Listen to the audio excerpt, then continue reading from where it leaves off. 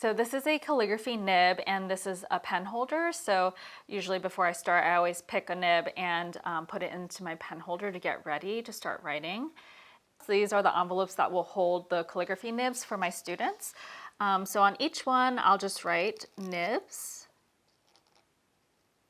My name is Shannon Ho. I am a small business owner of a business called Peach and Papery.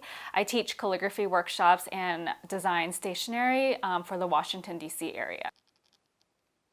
And this process really takes a long time, and I always tell my guests at my workshop that calligraphy is always going to be a slow process. It's kind of nice to force yourself to slow down in such a fast-paced world and focus on something that's therapeutic like calligraphy. I just feel like it's important to be able to not necessarily write cursive, but be able to like sign your name. And I know a lot of kids nowadays, like they can't read cursive or sign their names because they just don't understand the idea of connecting your letters. And you know, they're so used to working on a laptop at school that it's kind of become foreign to write. I host classes all over the area. Most of the places I would go to are bars or wineries or restaurants. Right now I'm setting up for class. I am putting out some of the supplies that our guests are going to be working with. And that is it for the ink. I typically reach out to small businesses in the area. Me being a small business owner and Sip and Script being a small business, we felt that it was really important to work with other small businesses in our local areas to support them and help bring traffic to them if they need it on like a slow night. So usually I would reach out to them and see if they would be interested in a calligraphy workshop where people would come to learn calligraphy, and they could also order drinks and food to enjoy on the side. So it's kind of like a win-win for both parties. What's your name? Oh, you guys are all together, right? Yes. Yeah, feel free to grab your name cards. Okay, great. This is a beginner's crash course to modern calligraphy.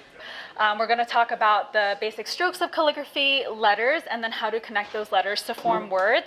I'm Shannon. I will be your instructor for the evening. And just a little bit about myself and how I got started with calligraphy.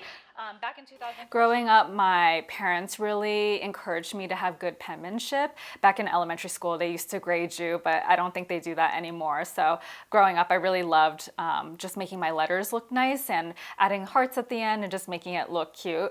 And then in 2014, my husband actually bought me a calligraphy workshop as a Christmas gift. And I really just wanted to learn for fun. I thought it would just be something I could do on the side.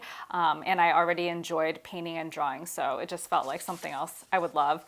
And then as I practiced more and more, it really became something that I like doing for my friends. So like I worked on weddings, snail mail, and just creating things for the home, and it really flourished into something, my job, and I never thought I could make calligraphy my career.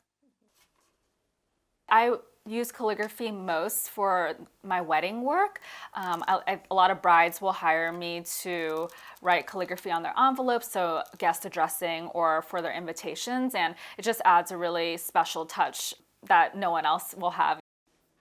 I also design greeting cards. I would say I use calligraphy, but with the iPad, which is a little bit different. It's more like digital calligraphy, so I do use that. And they're kind of different though, digital versus like pen and ink. You always want to remove that layer of oil, otherwise when you dip. Most of the people in my workshops are local in the Washington, D.C., Northern Virginia, and Maryland area. They really are a wide range of ages. I've seen younger kids from 8 years old to older people, up to 70 years old come and learn. And I really think calligraphy is not limited by your age. I think if you're willing to put the practice in and listen to the instruction, you really can learn calligraphy at whatever age you want. You want the point of your nib to be pointing to the top of your clipboard or to the top right. And then you want that 45-degree angle, and you're basically moving your hand up and down the page like this. It's really going to be lots of up and down movements. I kind of think of it like ice skating across your page. You want to try to keep your hand behind the nib if possible. I would say the biggest learning curve is learning how to hold the pen and using the nib, because it really requires your hand to hold the pen properly. Cursive and calligraphy are not the same. They require different strokes, and with cursive you're not really lifting up your pen until the end of a word when you're dotting your I's and crossing your T's, but with calligraphy you're going to be lifting up your pen way more to create those upstrokes and downstrokes. No, that's perfect. Okay. Good angle, yeah, good speed and everything. So I actually just graduated from university last year. So I'm used to kind of being in a class environment, but this doesn't really feel too formal like a class. It's very casual.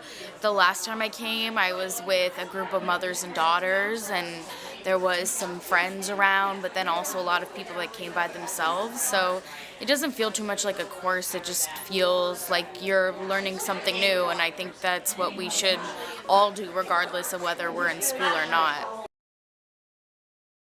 Learning calligraphy, well, I think it's useful because you can use it for cards or labeling, but above that, it's just something artistic and creative you get to do. I took classes when I was in high school, but I forgot kind of, so that's why I wanted a refresh because I missed doing it, and yeah, so that's why I was interested. I've always wanted to do calligraphy. I've seen like YouTube tutorials, but I really wanted to just go in person and finally do it for once. And I'm lucky enough that I managed to get like the last spot in the class. So. The key is really to take your time and go slowly. If you end up going too fast, you're gonna get shaky lines, so really take your time with each stroke. So over time, when you get more comfortable, you can kind of infuse your personality and style into it, and that's what really makes modern calligraphy so fun and unique. I don't think I have great handwriting, so I was very nervous about coming, but I'm glad that I did. I'll definitely go home and practice again.